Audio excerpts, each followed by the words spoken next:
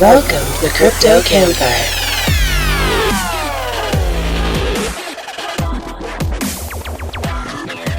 They never signed their DARE pledge. Now look what they've become. Mitch and the Professor. Featuring special guest, John MacPherson. Hey guys, welcome to another episode of the Crypto Campfire podcast. This is the Professor. And Mitch. Today we've got John MacPherson on the show. He's the director of the PIVX Foundation and the director of business development for PIVX. But before we start talking to John, let's get that crypto news from the Crypto Gent. Thanks, Professor. Hello, Crypto Campfire listeners, and welcome to the cryptocurrency news in a flash with the Crypto Gent. Bitcoin is holding $8,000, backed to begin testing Bitcoin futures on July the 22nd. Blockchain to be used for legal drug industry. Chinese thieves using fish ponds to steal oil well power for Bitcoin mining. And the top three risers over the last 24 hours have been Bytum, Energy, and number one, Chainlink. That's been the cryptocurrency news in a flash. Please follow at the Crypto Gent. Back to you, Professor. Thanks, Crypto Gent. All right, John, it's nice to have you on the show. Yeah, thanks for having me. Yeah, definitely. It's been quite a while since you and I have talked. Yeah, it's been a couple months for sure. Definitely. It's nice to talk to you again. So why don't you tell us a little bit about what you're doing with PIVX and maybe kind of explain the project a little bit? Sure. So at PIVX, we've recently formed a foundation, which is under the SDG Global Impact Fund of the UN. So I'm a director there. There's 3 directors at the moment, and we're looking for more people right now. It's a donor-advised fund. So that means that the donor can donate his money and advise where it goes to. We're very charity-based. It's been a good experience with that. For PIVX, I'm the director of business development, so it's my job to talk to exchanges or payment processors, business partners, stuff like that. PIVX itself, we're a privacy-focused cryptocurrency. We were originally a fork of Dash back in 2016, I want to say. But we've just been steadily growing, and everyone was hit with the bear market, but we trooped through it. We have some great stuff coming in. That's sort of our direction. Nice. Yeah, and I've noticed that the project definitely didn't quit over the bear market. You know, there's a lot of them out there that slow down or just stop doing anything, and PIVX was out there posting updates all the time, just nailing away. So it was really cool to see that. I think that's one thing that helped us is that we didn't ICO. So a lot of the people that are on the team are there regardless. They have that commitment, that passion, and that love for what the project stands for. Where I think a lot of these new ICOs don't have that commitment. If they go broke, their team sort of leaves and the project suffers. Yeah, they come into it with so much cash right up front. There's no like real risk for them at the beginning. You know, they get such a huge fundraising from their ICO. They haven't had to gone through the struggle and push everything they've got into this and try to get there. You know, they just kind of started with being able to hire as many people as they needed and all that. It's like when somebody gives you something, you know, maybe you don't treat it as well. It's scary, right? A lot of it's referred to as like dumb money because these guys come into this big windfall of cash and these exchanges know this. So they're going to say, oh, we need $1 million for listing now. Where before it was $10,000, but these coins pay it and it's hurting the other projects now trying to deal with it. But, it's getting a little bit better now. It's really sketchy out there. Yeah, that's why so many projects are called scams or shitcoins. You know, I mean, like you say, they just got all this dumb money out of nowhere. They're just throwing it at anything. And in some cases, they're doing a good job at allocating it. But in a lot of cases, it's, you know, like you say, they're just paying insane exchange listings and paying for all kinds of crazy partnerships and stuff just to get, you know, all that hype built up and jack their coin value up. So That shit just puts me out of my mind how much the fees are in all of crypto. I mean, just as a whole in general, it's like, come on, man. Can't you make enough money on volume? I mean, what the hell? It just seems so ridiculous to me. Just pure greed. Like with No BS Crypto, I get exchange emails all the time trying to list us. And every single one of them, they're like these little tiny exchanges that nobody's ever heard of. And they still want 4, 5, 6 Bitcoins for a listing fee. And That's ridiculous. No. Exactly. There's this crazy phenomenon now where these fly-by-night, like a fly-by-night shit exchanges, they'll just put on fake volume. They'll wash trade and push their volume up to like $100 million a day. They appear on CoinGecko or CoinGecko or CoinCap, my personal favorite, and they will just think that they're worth this astronomical amount for listing on. And they're like, oh, we did 100 million volume yesterday, so we want 20 Bitcoins listing. But it's just a cash grab. Yep. It's just wrong. The crazy thing is that they fall for it. And then the crazier thing is that the investors see the post on Twitter and they're like, oh my God, they got listed on this huge exchange. And then they pump the shit because nobody understands. They don't get how it works. No, exactly. It's crazy what you can do with $1 million. And for these exchanges, they go, hey, pay us $1 million, pay us $2 million. If people actually be willing to pay it, blows my mind to think of what they could do for the project and stuff like that. Yeah, it's crazy. It's insane. Like what you can do with $10,000 is crazy. So $1 million is I don't think people get how far $1 million really goes anymore in like the tech world, because there's so many people all across the world that have crazy talent that are willing to work for not a whole lot of money. And so you can hire a nice team and get all the computing power you could possibly need and everything else and still have shit tons of money left to play with. So, it's crazy. No, it's insane. The exchanges know that these coins need to do this, or chances are they'll die. And the bigger the exchange, the bigger the more sort of blood money they can get out of that coin. And I get it from the exchange perspective. Like, you're a business to make money as well, but at what cost to the environment? Well, yeah, exactly. At what cost to the environment? That's the biggest thing.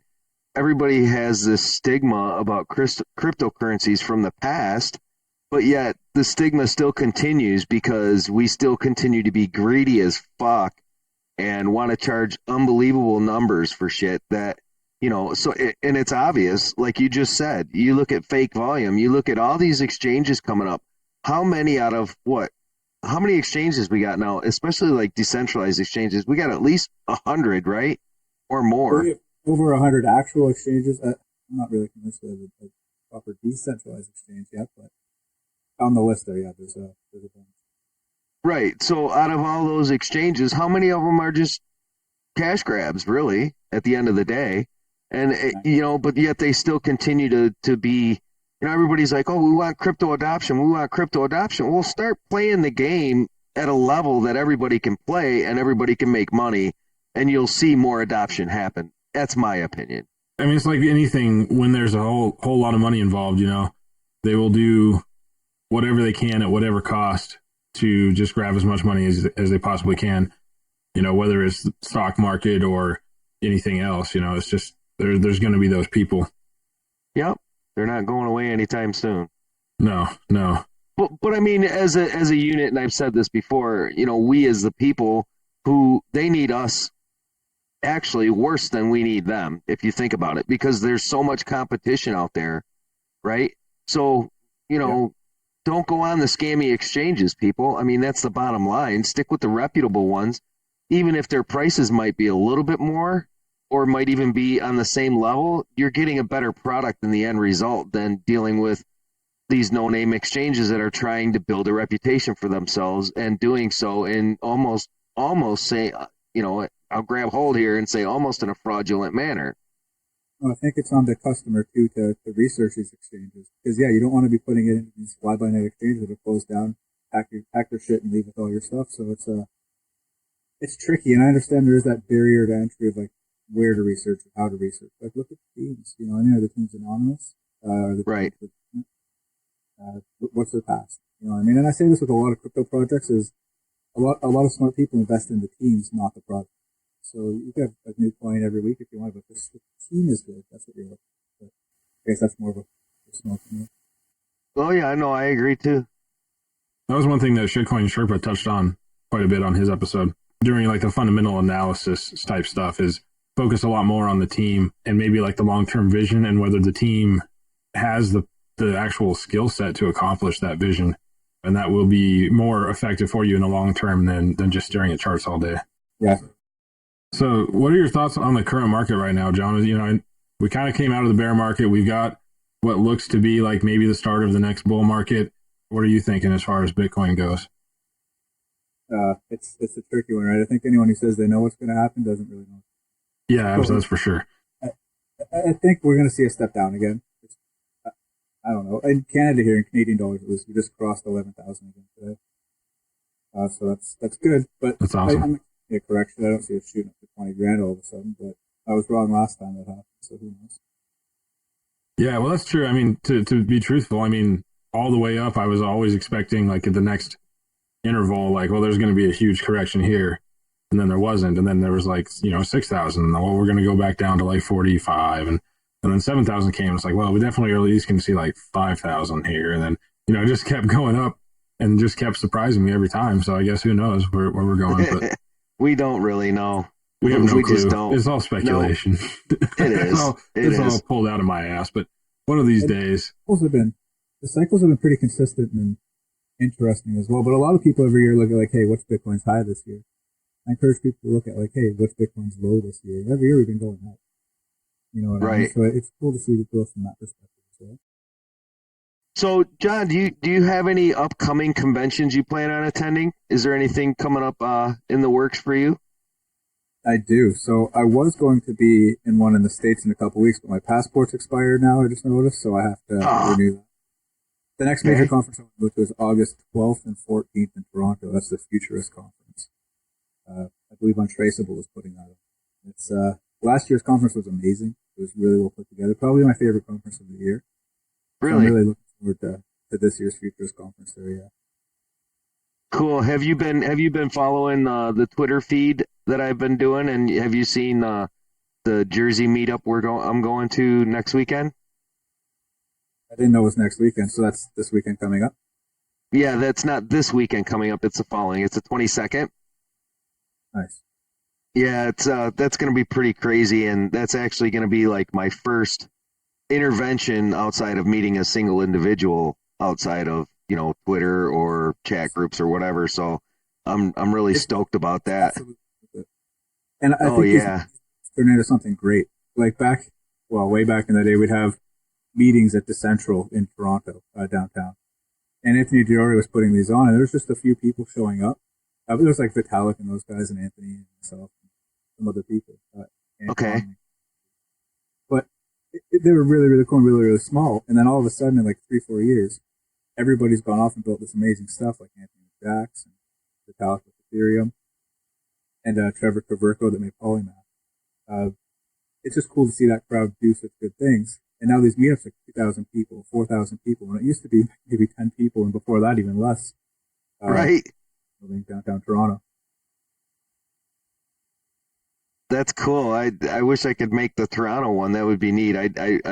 We have yet to. We've talked face to face on the video, but never really had a chance to meet face to face. I think that'd be kind of cool. Oh yeah, no, conferences and meetups are absolutely awesome. I think the networking there is bar none the best. You also have to be careful because sometimes you get weird ones like Consensus, where it's just all like the Ripple shitcoin fanboys, and it's not good. But then there's the Magical Crypto Conference the same week from like Fluffy Pony and Celion. I'm not sure how to pronounce that. I actually feel so bad for Ripple. They get so much flack. Oh my god. I mean, the project is pretty sweet. If you gotta put the two of them together and say Ripple and XRP, I don't like the company, but I like the project. If that makes any sense. It's just funny how much flack I think they get. It's kind of like people slam on Tron all the time, and it's like, come on, I mean, they're doing stuff. Yeah, they don't even know the difference between the two, right? They don't realize there's a currency, quote unquote, currency and a company. They think it's right. Right. But I mean, they read it on Twitter. Yeah, right. Yeah, exactly. So when it comes to privacy, like PIVX being a privacy token, how does that affect the individual user and say trades or transfers of information, currency, whatever? So right now, actually, we were running on Zerocoin, but Zerocoin was found to have that fatal flaw, so everyone's been ditching Zero as a privacy option. And because of that, we actually have our privacy feature turned off right now. We're just pseudo-anonymous, like Bitcoin. Our devs have been working since last year on a new privacy protocol. I believe they're announcing soon as to what that's going to be. So we're all really excited to see what they've been doing. And so for the most part, like exchanges, they aren't going to change anything. Sometimes it's a little harder to get fiat markets, or especially USD markets. When you look at these exchanges, it'll have like pretty heavy regulation. But we haven't really had too much of an issue with that. It's been good. But I do understand from like a compliance side why some exchanges are weary of anonymous tokens. I think privacy like that is like it should be a basic human right. Like we see right now, for example, if you have a Bitcoin wallet, you pay your plumber to come over and fix your pipes. You pay him, you're like, okay, here you go. Pay it over. Now he can see your address and he can see into your bank account essentially, like your Bitcoin address. So that was a big fundamental reason Zero Cash happened. Or not Zero Cash, Zero Coin, sorry, in the PIVX, ZPIV. Because we don't think like someone like that should be able to see into your bank account necessarily. So that was our main focus. Like people have a right to privacy, and we just didn't feel Bitcoin was doing it properly. It's definitely an important thing that a lot of people don't care enough about, if we're honest. A lot don't even understand it. And I think that's privacy? They don't care enough about privacy? Yeah, I don't. I'm trying to wrap my head around why you wouldn't want it. I mean, you know, you think about the few privacy coins that are out there, and then you think about this, you know, financial action task force that's been, you know, was brought in to help stop money laundering, right? But now they're talking about all these concessions and all these rules and regulations they want to impose onto the crypto sphere. And it's like privacy coins are a necessity at that point, right? Yeah, definitely. And like, I think, what are they like? The FATF is like an oversight committee for the G20, I believe it is. So it affects a lot of countries. And what that whole new thing, I think, is a little bit being overplayed. Because the FATF, they have to release these guidelines, and the countries have to interpret them and enact their own laws, and this takes years. It's not like it's going to affect a week or 2 weeks. But they actually recommended stuff back in 2015. I'm not sure if that's even happened yet. So people are going all alarmist on this, but I don't really think it's going to be yet as bad as it is. In the future, yeah, it's going to suck if they put a cap on at $1,000, you need to KYC verify. Right. That can be a real pain. I understand what it is, but banks don't even have that. The bank limit's $10,000, and a lot more terrorism and a lot more drugs, a lot more bad stuff is funded with good old US dollar or any dollar as opposed to yes. So it seems really, really dumb to put that legislation into effect. I think a lot of it's just a reach by the government to want to get theirs. That's all. Definitely.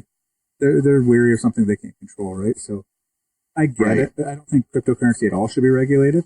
I understand the need to regulate on and off ramps like exchanges, not just to protect the customer, but protect the overall ecosystem of the space. You don't want them just leaving and packing up and taking everybody's coins, as we've seen before. So I do think there is need for some regulation there, but I don't think you should be able to regulate the currencies themselves at all, and they can't, and they've tried, and just look stupid on their part. Right.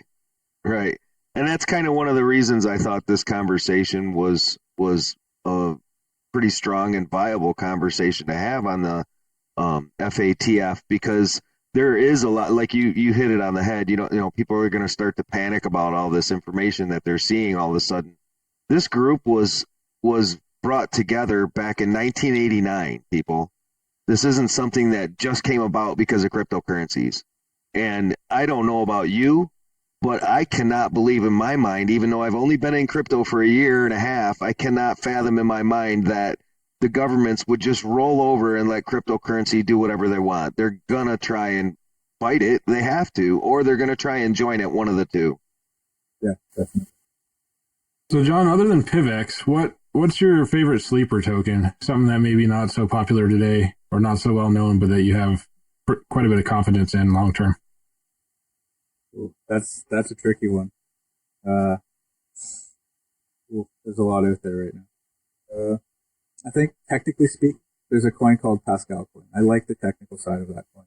Execution hasn't been the best. I'll be the first to admit that, but I do think that token has at least utility potential when being used.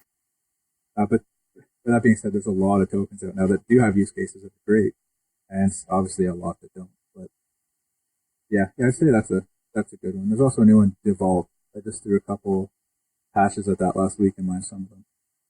Nice. So what's the Pascal project about? I haven't heard of that one. Yeah, so I used to work for them a little bit. They're all about usability, like integrating with banks and stuff like that to allow the crypto thing to happen. It's more like an exchange. It has like the double address. So say you have like the sending address and then like your little sentence or string of numbers saying it goes to your account. It's nice for a place like say Poloniex where they're listed. You send all this to the same address. So on the chain, it all sits in their address. But the Poloniex, they have the records of who has what. So that's easy from their perspective for dealing with things. So I just think that helps. They also have their wallet syncs incredibly fast. Like you open it, and even though it's a couple years old, like it just pops up. I forget the name of the technology that had for it. That had a certain name for it. But I do like that. That's. I hate these wallets that take like 3 days to sync. It's a pain in the ass. Sometimes you sync to the wrong node, or like you're on the wrong chain.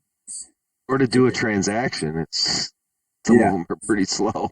Well, yeah, if you haven't opened your wallet in 3 weeks and now you've got to sync up and then broadcast a transaction. Exactly. It's painful. I do find that sometimes like snapshots help. So sometimes people will snapshot the chain and then you can download that, put it in your thing. Yeah, I've had to do that before a few times. Sometimes if you're slacking for quite a few days, it helps to just grab a snapshot and not have to wait quite so long. But that's where that snapshot came from, right? Yeah, exactly. It was SafeBox technology for Pascal Coin, I believe it was. SafeBox? SafeBox, I believe. Okay, I'll have to look that up. It sounds like a cool project, though, honestly. I mean, I'm definitely going to check it out one way or the other. Definitely have to check it. And what was the second one that you said? Devault. DEVAULT. Okay, cool. Yeah. So now that we've got the coin shows out of it. I mean, we can sell some more coins if you'd like. Oh, absolutely. I'm all about talking about quality projects. I mean, that's the thing. You can read on Twitter, you can see shit in text on the roadmaps, their white paper. You can, look at charts all day long, but you get a totally different vibe when you're talking like guys, the three of us just shooting the shit, talking about crypto and how we visualize it, how we see it, what we think about it based on our experience, based on what we know about it and all that, and it's just a totally different feeling and totally different absorption than just reading text somewhere, I think. Oh, definitely. I want to, just before I forget this, I was talking about coins I like. I also want to mention a coin that I don't like. It's called Karatbars Coin. Just heads up, it's a total scam. No one look at it or do anything with it. And I know some people won't be happy with it, but it is a scam outright. So I haven't even heard of it, so that's probably a good thing. Yeah, Karat. The CEO like carrot. Social media, and he's like, buy this and you're going to be a millionaire. It's like literally super illegal stuff to say. That's ludicrous. Oh, wow. First International is an MLM thing, and MLM is fine. I mean, as long as it's done legally and responsibly, but this is brutal. So say a gram of gold is $40. I'll go to you and say, hey, gold's a really good investment. This is why. And you should buy these grams of gold for me for $90 a piece. Knowing it's going to go up in value and it's crazy. And they're literally selling gold for like less than 50% of the price so that the person above them gets paid. And that's the gold model. And the gold model was like banned in Canada, banned in a bunch of countries for being a blatant scam where they're stealing the money. It's a pyramid scheme and they're paying out with new people's money coming in. And it was brutal. So then the guy decided to make Karatbars Coin. But like this known scammer just doesn't give a shit. The people are going to pay for it, which is crazy. And they're one thing I will give Karatbars credit for is they do have good social media, like people that are able to bring people. It's not good social media, but it's good at tricking. Good marketing. Yeah, exactly. And they're getting these people that don't know about gold and don't know about investments, thinking that they're going to be millionaires now because they bought some gold for 60% or more. Well, that's the crazy part is that those people will just do it. Yeah, it goes back to that same adage, if it sounds too good to be true, usually it is. Number one, I mean, you got to look at it in that manner. If you're going to buy something that's like a quarter of the value, okay, what's wrong with this picture? Why is this? Bitcoin. Yeah, right. Bad companies have these amazing marketing teams, right? So you see coins like OneCoin or Karatbars Coin, the Billion Coin, A-Coin back in the day. They're just complete scams, but people who don't, they prey on the people that don't know better, right? So they're like, hey, right. missed out on Bitcoin. Here's the new one. Send me your retirement. And it's crazy. Absolutely crazy. Well, it's sad in one hand, but in the other hand, and I've always kind of said this too, as people that have been in crypto for longer than a year and a half, there's a lot of people in this that have been in this 3, 4, 6 years, right? I think it's a responsibility of the older crowd, the guys that have been around, the people that have been around, to share those experiences with the people that haven't necessarily been around so much, to make them more aware. I mean, the only reason when I got into crypto I knew about scams was because somebody told me, right? Yep. And I think it is important. These people are investing in things they don't understand. They don't. Well, understand. Sure. That's scary.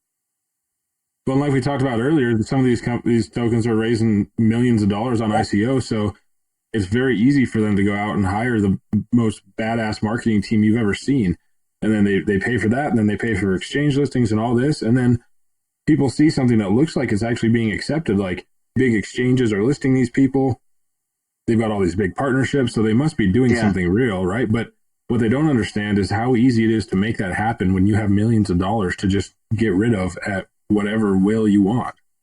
It's all about the dollar, right? And I mean, there's people, come on, let's face it, there's people out there that can polish a turd and sell it for $1 million. Oh, yeah. And the guy that buys it thought he just bought the baddest piece of shit ever. I mean, seriously. Exactly. And that's one reason I got mad at CoinMarketCap, because they weren't vetting these projects. They're just letting anybody on and any banners on. So these scammers like OneCoin would go on, and they'd be like, look, we're listed here, we're legitimate, because people would go to CoinMarketCap to look for legitimate things to invest in. So the fact that they didn't lock that down as good as they could have, other competitors arose, like CoinGecko and CoinCap. CoinCap's run by Shapeshift. They vet their projects pretty good. So I trust those ones more, but I understand that CoinMarketCap has that first mover advantage, and people, when they think of looking at market caps, they go to CoinMarketCap. Well, that's something that people need to be more aware of too, is that, you can't always assume that a website that has a list of data is vetting those projects or rather promoting those projects or saying that they're valid, but it's a source of data. And a lot of people don't get that. They don't like to do their own interpretation. So they want everybody to do it for them, and they just assume it's already been done. And that's kind of a big problem. Yeah, well, you're trusting in a trustless society, right? So. Right. Yeah, exactly. right. I never could wrap my head around that either. Trustless society. But we're trusting them, but they're trustless. Trustless means you can't be trusted. I don't get it. Trustless just means that you verify it, so you don't have to trust somebody. You can see that this is legitimate. Okay, that makes sense. But right, like there's no need for trust. Yeah, right. There's a lot of trust though needed in the space right now, which is That's it. Well, because of the transparency, it's not needed. Yeah, and a lot of people forget exactly because the transparency is not needed. Just forgot what I was going to say. A lot of people forget. Yeah, apparently I do too. So. We've all been there, man. Wait till you hear our bloopers. Remember now, not your keys, not your crypto. And a lot of people forget that, and they're trusting these exchanges to hold their life savings, and it blows my mind. So learn to secure your shit, keep it locked up, be safe. Yeah, that's a major step that we have to take too. Is better ways at letting new people who don't have any understanding of technology better secure their crypto and better understand that needs to happen, because you say not your keys, not your crypto, and most of those people are like, key what? Yeah, they sign up for a Binance account, they don't know what the hell a private key is, so I think there's a use in both of those, right? I think you have your hot wallets, you transact with those, that's fine. And yeah, most people, they don't know how Interact works. They don't give a shit. As long as they can punch in their PIN and spend money, they're happy. Yep. So yeah, we need to find that bridge. And I'm sure some companies out there have been working on this or do it, and I just don't know. So it sucks being in Canada because all the cool companies, like for spending like debit cards and stuff or using cards or anything like that, all work in America, not Canada. Don't get me wrong, it's amazing Canada. But as far as debit, it's been a pain. One project I like up here though is called Bills, BYLLS. A guy named Francis runs it. He's a big Bitcoin maximalist guy. And that's really cool. So you can go on, send your Bitcoin, pay your bills. right from there. So you send them the Bitcoin, they go pay your bills. Which is super Really? Nice. That's kind of slick. Yeah, really good rates too, which is nice. So definitely a handy service to use. Huh. Cool. Learn something new. I love it. Well, I learned a lot new tonight, but. So, John, what's your favorite exchange? If you had to pick an exchange, what's your favorite one? It is a trick question. Not a trick question, but it's a tough question. So I respect Binance. CZ did really well with that. There you Personally, my favorite might be Bittrex. Just because of what they've done, they helped build the space really well. I remember when they came out, I just laughed. I'm like, no, I think I have one of the first 10 accounts on Bittrex or something like that. And I was like, these guys aren't going to go big. They couldn't do it, Bill and Richie, but they did fucking great. They did really well. And now they're legitimizing, which is cool because now they're actually able to offer these services instead of just being like shut down or kicked out. So I do like Bittrex. I like those guys a lot. That's probably like my favorite personally. Now, is it mostly because of ease of use then? Ease of use, accessibility, definitely. Okay. And they actually add projects, and they don't charge these listing fees that everyone's worried about. I feel like they have some. I don't know the word I'm looking for here, but yeah, I like the fact that they don't charge, and they just. And that's what an exchange should do, right? They're like, we're going to make money off of listing this. We're going to make money on the fees. Right. But I understand wanting to look at, and a lot of coins don't understand this. These coins have like $5,000 a day in volume. And they're like, we should be on Bittrex and we shouldn't have to pay a fucking cent. And it's like, but realistically, they're not going to make their money back off of it. Like they pay a developer to integrate you. It's going to take them 8 years to ROI. So I get the point of exchanges wanting to see certain volumes and stuff. And legitimate volume, because it sucks if you're just offering market maker accounts, nobody's paying any fees. The volume looks great, but you're going bankrupt. So yeah, there's a balance for sure. It's a tough one. It is, definitely. Are you still associated with Knob's crypto token? No, I just sort of faded out a little bit. I've been watching it. I didn't agree with some of their early steps at the time, but it looks like it's been doing better, so I'm excited for that. Cool. That's good to hear. We've been trying to kind of shift directions with some stuff. There's definitely some struggles at the beginning, for sure. Resilience is really key, right? We saw that bear market wipe out a lot of shitcoins. So the ones that stuck around and are building in that time, I think they're going to do well. Right. That's a good point. Kind of like I said about PIVX earlier. It's one of those things where if you keep going and you keep putting your effort into it, you stand a much better chance of succeeding. You can't just give up. So even when things get tough, and you just keep going through. Well, there's always hurdles, right? There's always hurdles, and getting past those hurdles and using that learning curve, and really, I think this project just found itself, really, within the last, I would say, 5 months. The token and the project have really found themselves, and the vision is clear, more clear than I think than day one, right?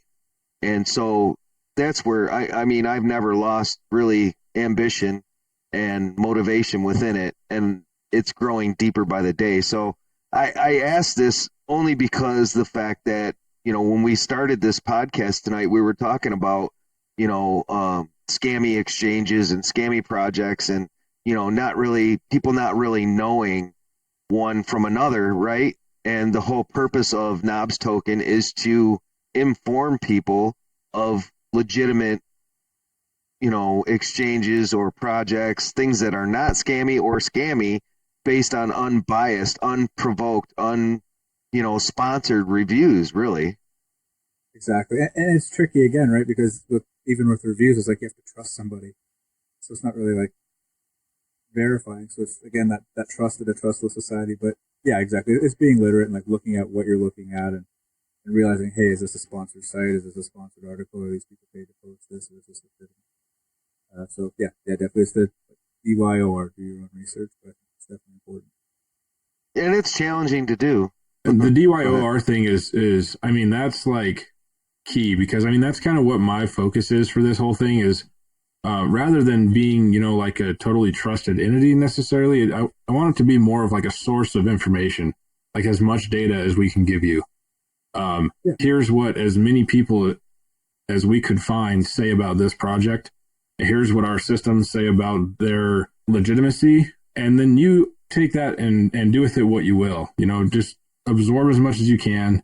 We're gonna try and mix it up and add in like from that free spreadsheet at the very beginning of No BS Crypto, all the metrics and everything are going to be incorporated. So it's like I just want it to be like this big source of as much data as can be, so that investors can come in and look at it and make their own investing decisions, but have a good place to go collect information. And that's the way to do it. Exactly. Let them make their own decision.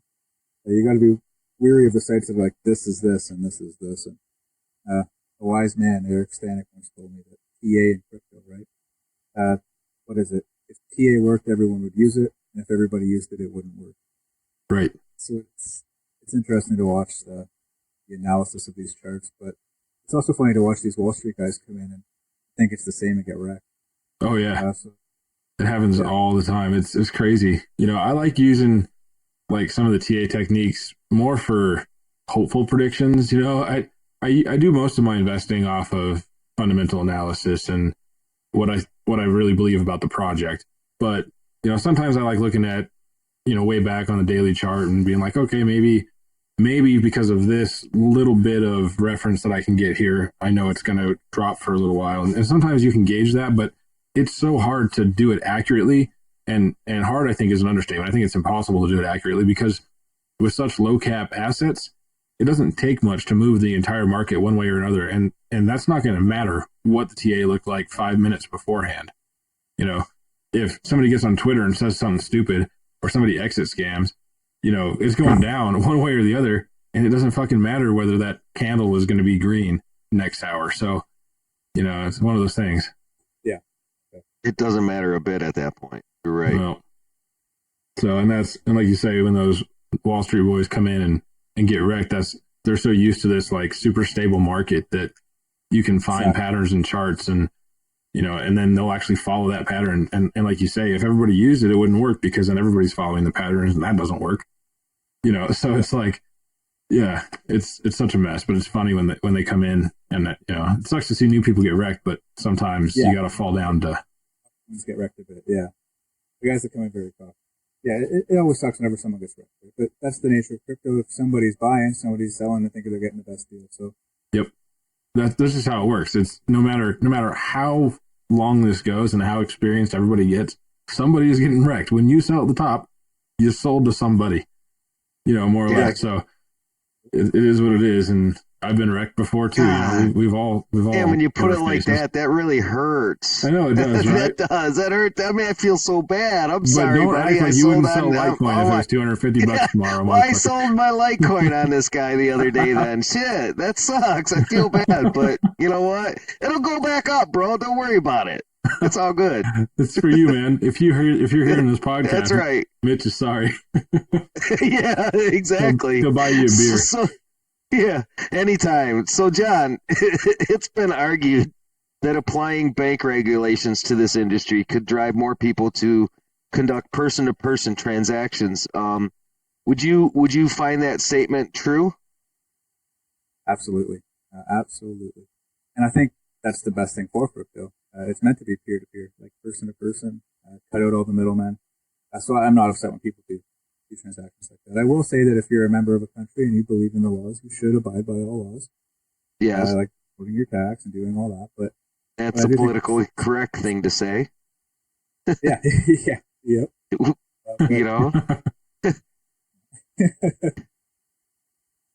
There's lines there, but you choose to, kind of push it over a little bit sometimes. The point is that it's, maybe you should follow those laws, but it's okay to wish that they were a little different and maybe do something to enact change in that fact.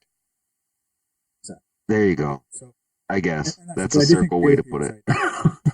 Local business for a while, and meeting in person is good. Meeting in person can be sketchy, so always trust your person. If you're don't go meet somebody for the first time and take $50,000 and think you get robbed.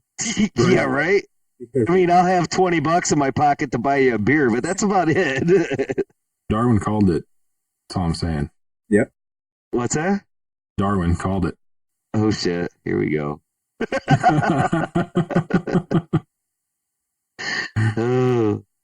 Having those type of regulations will make it a lot more comfortable for people that wouldn't otherwise get into it because realistically, from from the standpoint of somebody who doesn't have a clue of what Bitcoin really is, or honestly could care less, so they're not ever going to learn it. They just see it as a easy way to lose your money. It's like a poker machine to them. So having those regulations can help people feel more secure, and people like to feel secure. And until people can feel secure, there's not going to be that mass adoption. Big adoption step. Yes, yeah. I agree. I think there's the two sides, right? So you need that new money coming in. You need to fund the other stuff, ideally, and to enact the change you want. But I think it's two-sided. So we see that. Those guys that don't care what Bitcoin does, they don't care about the features, they don't care if it's pseudonymous. They just say, okay, here's an investment I can throw money at. Right. Right. And then there's the guys who are like, I want the benefits of crypto and fuck banks and fuck middlemen and let's do this. And then that's great. That's the side I like. But but I do see that bridge needing to be built to bring the new money in to help the guys that may not be the one side or the other to fund things. Yeah, that's just it. All right, so John, the apocalypse happens right now. Let's say, just to make this more specific, it's a zombie apocalypse. And what do you do right now? I go as far north as I can, as fast as I can. Because I figure if you're up in the snow, the zombies will freeze before they get to you. That's a side of it that I actually have never thought about. I've got I would have had all the grand plans of building forts in the mountains and digging tunnels and crazy cool things like that. Never once would I have thought, let's just freeze the motherfuckers. Right. Leave it to our maple leaf neighbor, Well, you hit winter's -4. Oh, I don't even know what that is in Fahrenheit. Like -60. And, oh, Lord. Like, nope, you'll freeze outside in a couple minutes. So, Perfect. Right. Well, that's too easy. That's the best answer I've ever heard. I mean, I've heard a lot of people answer those questions about the apocalypse, and never once have I heard anybody say they would take the zombies to the North Pole. Yeah, me either. That's crazy. Good. Yes, yeah. So, if you could give a friend anything positive, what would you give them besides money? Ooh, that's a tough one. Besides money, are we counting crypto as money? Are we counting crypto? Well, yeah, not crypto. Besides, it could be crypto related, but yeah, besides financial assets, if you were going to give a friend anything positive, what would you give them besides money or, say, crypto assets? Education. I think that's definitely something that's lacked. I don't know if there was something like money or something. Yeah, an education, proper education. It seems like university or whatever, but yeah, knowledge. Yeah, that seems like the popular answer to this question. And I put this out on Twitter this morning, Thinking Thursday. So this morning, and it seems to be the best answer is knowledge and experience, and sharing experience and knowledge with your friend. My answer was deeper than that. It was, my thought was I would give just pure friendship, undying, totally devoted friendship would be the best thing that I think I could give somebody. But I think knowledge would come along with that. You know what I mean? Absolutely. And that answer is just that it seems to be the answer. The best thing you could actually give somebody is what you've learned. That's amazing.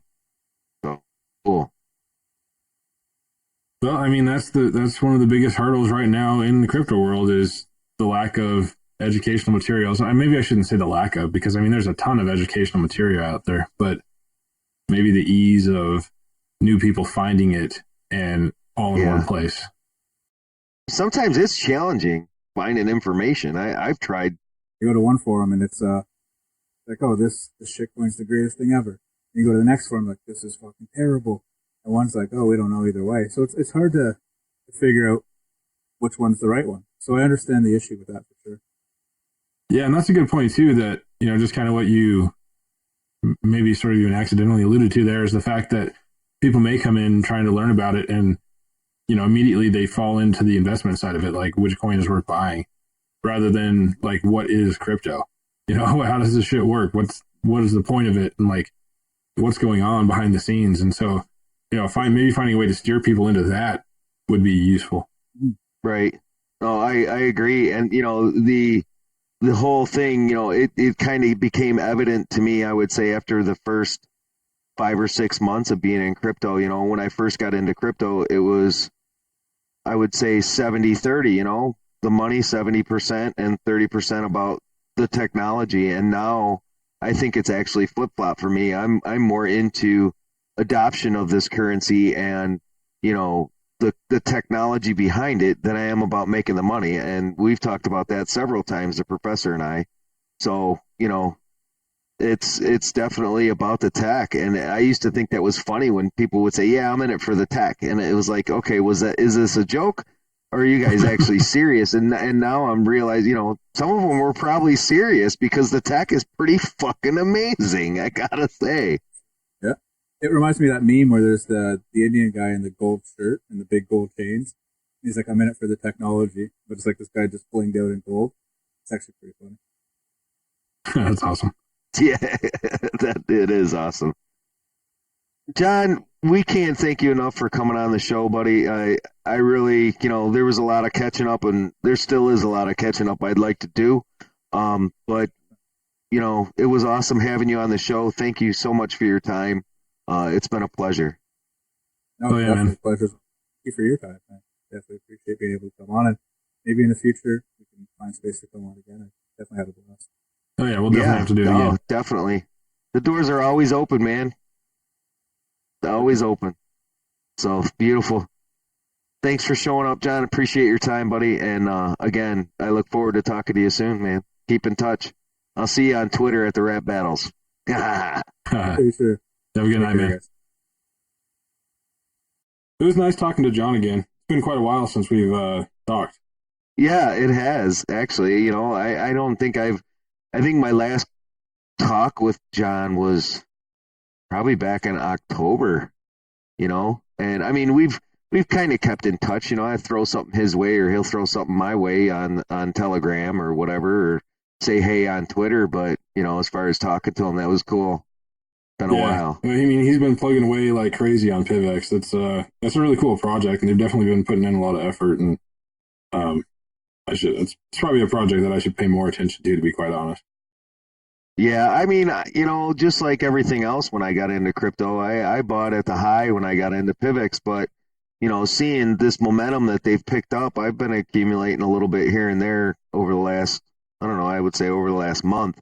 But it's been cool to see that, you know, sometimes people don't realize, sometimes it takes projects a long time to develop, and it's all based on how well the team works together, how many resources they actually have, if it's their total devotion or if they have lives that they are devoted to as well as trying to do that, right? So that shit can take some time. And you know, I think all things that take time actually come out in the end better than things that are just thrown together. Right. Well, and I mean, if you think about it, what business do you know that starts a project and then immediately just does everything they can as fast as they possibly can just to get people excited? You know, I mean, that's just not the way it works. Crypto has made for an interesting environment in that respect.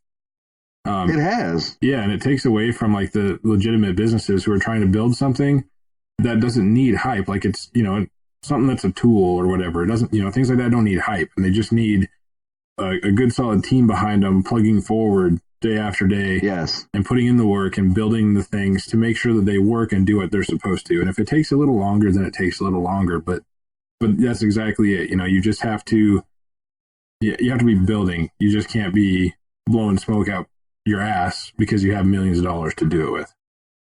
Well, right. And I mean, I got into this because it's a long-term investment. I'm in this for the long haul. I'm not in it for today.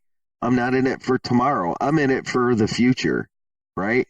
And, you know, so many people, I think what happened with this market, what happened with crypto is you got all these old guys, right, that have been in this since 2014, 2015, even earlier than that, even, you know, in that time frame, 2010, right. And they've seen how long it took. If people really sat back and looked and seen how long it took Bitcoin to do what it's done, how long it took Ethereum to do what it's done, how long it took Litecoin to do what it's done, they would realize, you know, but no, they come into the market in 2017, maybe in the summer, and then all of a sudden, wham, they get hit with this beautiful gold rush. And, so they expect all this shit to happen like instantaneously, and they don't realize it doesn't work that way. Nope. Well, that's right back with making all the money on the ICOs and stuff is now you have this project, like we said several times on this show already, is just like now we have all this money, we're throwing it at everybody. And so it looks like everybody's supporting us. And so it looks like you're doing something at a high rate of speed. And it's, it's an illusion really, but these people, they don't see it because they're just excited. And I understand. I've been there. You just get excited. Well, sure. It feels like it's something cool. And then, maybe sometimes it turns out not to be, but it takes away from, legitimate projects who are legitimately working towards something. Right. And it was cool having a PIVX representative, John, on the show. And, like security coins and privacy coins, I think, are an important asset to everybody. I think everybody should have a few, at a minimum of a privacy token just to maintain a level of anonymity, or a level, not even anonymity, a level of independence, right? To have your own thing that really nobody else even knows about. It's for you. It's your privacy. That's why they're called privacy tokens. So I think those are definitely the up and coming. There's a lot of positive things ahead for privacy tokens. I think I've seen a lot of people say this, and I'd have to agree that I think this is the next few years is like the year of the privacy coin, more or less. Yeah. I think we're going to see some massive explosions in that world, even things that don't necessarily meet the qualifications, but rather just act like they are, because we're going to have all these new people coming in, and there's going to be so much focus on privacy. And so I think all these people are just going to come in and invest on whatever privacy coin has the biggest marketing skills, so. Right. I hope it doesn't come down to marketing, really. Some of it is. Come on, there's definitely going to be some that will actually succeed well from their tech. That's inevitable. There's going to be some good ones. I just mean that there's also going to be a lot of hype on privacy coins, maybe even more so than before. Yeah. So I think there's going to be no matter which privacy coin you're looking at, I think you can make some money on an investment on most of them, coming out. That's my guess. Don't buy anything especially for that because I don't fucking know what I'm talking about. No, hell no.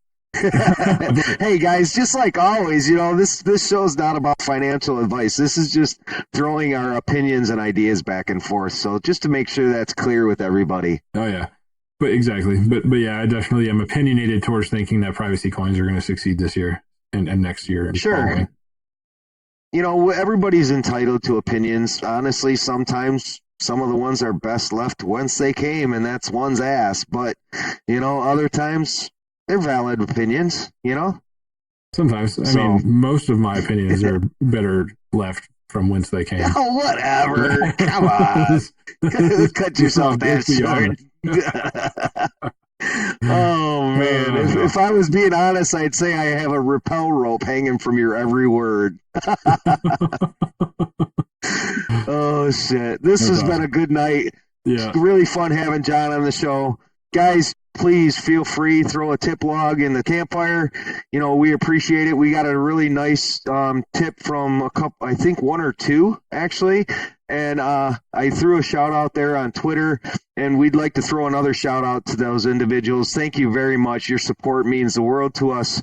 It's going to help us continue, our direction, right? And that direction is keeping you guys entertained, keeping you guys informed, being straight shooters with people, not being centralized, having a totally uncensored, decentralized podcast. And that's where we're at. That's where the professor and I kind of came from, and that's our vision moving forward. So thank you guys for listening. We hope you had a great evening. We'll talk to you soon. Have a good night. See you at the rap battles, 8 p.m. Peace.